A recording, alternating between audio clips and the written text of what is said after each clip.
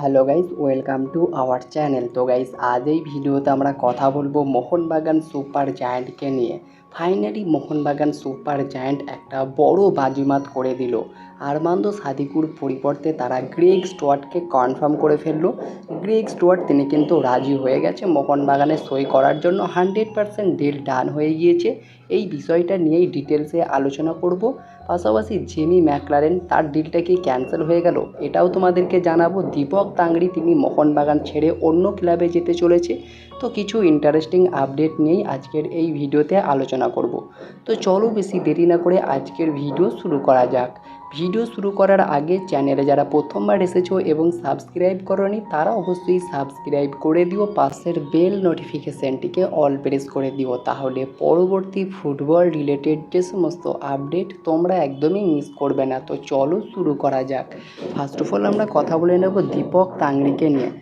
তো দীপক তাংড়ি যিনি একজন 25 বছর বয়সী ইন্ডিয়ান ডিফেন্সিভ মিডফিল্ডারের পাশাপাশি সেন্টার ব্যাক পজিশনে খেলতে পারে। বর্তমান মার্কেট ভ্যালু 1.6 কোটি টাকা। তাকে মোহনবাগান ছেড়ে দিতে চলেছে। আর মোহনবাগান ছেড়ে দীপক তাংড়ি যেতে চলেছে পাঞ্জাব এফসিতে। 90% ডিলটা ডান হয়ে গিয়েছে। খুব দ্রুত অফিসিয়াল অ্যানাউন্সমেন্ট করে ফেলবে পাঞ্জাব এফসি ডিলটা ডান করে। শোনা যাচ্ছে পাঞ্জাবের পাশাপাশি আরও দুটো আইএসএল ক্লাব ইন্টারেস্ট রয়েছে দীপক তাংড়িকে সই করানোর ক্ষেত্রে।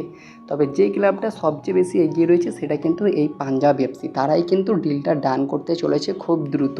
তো দীপক তাংড়িকে ছেড়ে কি মোহনবাগান ঠিক করেছে? অবশ্যই তোমাদের মতামত কমেন্টে জানিও। পাশাপাশি যদি কথা বলা যায় আরমান্দো সাদিকুর আপডেট নিয়ে, তো আরমান্দো সাদিকুকে যে কেরালা ব্লাস্টার্স এফসি নিতে চাইছে সেটা তোমাদেরকে গত ভিডিওতেই জানিয়েছিলাম। আর যেমনটা খবর বেরিয়ে আসছে আরমান্দো সাদিকু সম্ভবত কেরালাতে কনফার্ম হতে চলেছে। আর তার রিপ্লেসমেন্ট হিসাবে মোহনবাগান কিন্তু একটা বাজিমাত করে গ্রেগ স্টুয়ার্টকে সই করিয়ে ফেলছে। গ্রেগ স্টুয়ার্টকে একটা লোভনীয় প্রস্তাব কিন্তু করেছে মোহনবাগান, যে প্রস্তাবে রাজিও হয়ে গিয়েছে গ্রেগ স্টুয়ার্ট। আর গ্রেগ স্টুয়ার্টকে নিয়ে যদি কথা বলা যায়, তিনি একজন 34 বছর বয়সী স্কটল্যান্ডের সেন্টার ফরওয়ার্ড। বর্তমান মার্কেট ভ্যালু 1.6 কোটি টাকা। সেন্টার ফরওয়ার্ডের পাশাপাশি তিনি লেফট উইঙ্গার এবং রাইট উইঙ্গার পজিশনে খেলতে পারে। আইএসএলে খুবই সফল একজন বিদেশি, অন্যতম সফল বিদেশি তিনি। মুম্বাই সিটি এফসি, জামশেদপুর এফসির হয়ে খেলে গেছেন। খুবই দুর্দান্ত পারফরমেন্স করে গিয়েছে এই স্কটল্যান্ডের সেন্টার ফরওয়ার্ড। বর্তমান সময়ে মোহনবাগান কিন্তু তারই ডিলটা ডান করতে চলেছে। ট্রান্সফার মার্কেটের মতো সোর্স থেকে দেখানো হচ্ছে 100% প্রবাবিলিটি রয়েছে এই ট্রান্সফার হওয়ার, যেটা তোমরা স্ক্রিনের ওপরেও দেখতে পাচ্ছ। তো এক প্রকার কিন্তু ডিলটা ডান হয়ে গিয়েছে। গ্রেগ স্টুয়ার্ট তিনিও কিন্তু মোহনবাগানে আসার জন্য রাজি হয়েছে। সব কিছু ঠিকঠাক থাকলে খুব দ্রুত গ্রেগ স্টুয়ার্টের সাইনিংটা অফিসিয়ালিভাবে অ্যানাউন্সমেন্ট করতে চলেছে মোহনবাগান সুপার জায়ান্ট। তো তোমাদের কি মনে হয়, গ্রেগ স্টুয়ার্ট কি আরমান্দো সাদিকুর সবচেয়ে বেস্ট রিপ্লেসমেন্ট? অবশ্যই তোমাদের মতামত কমেন্টে জানিও। পাশাপাশি যদি জেমি ম্যাকলারেনের আপডেটটা নিয়ে কথা বলা যায়, তো গ্রেগ স্টুয়ার্ট তো কনফার্ম হয়ে গেল। সম্ভবত সাদিকুর রিপ্লেসমেন্ট হিসাবেই জেমি ম্যাকলারেন মোহনবাগানে আসতো।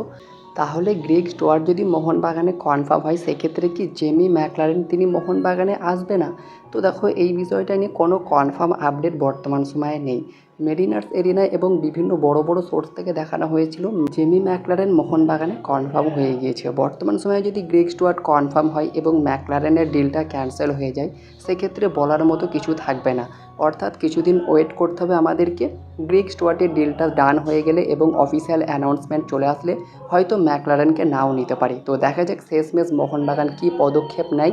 গ্রেগ স্টুয়ার্টের পর কি আবারও ম্যাকলারেনকে তারা কনফার্ম করে, এটার দিকে আমাদের অবশ্যই নজর থাকবে।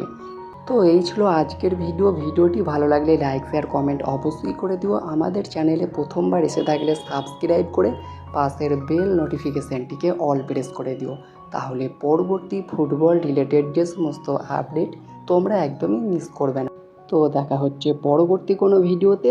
Bye bye, have a good day.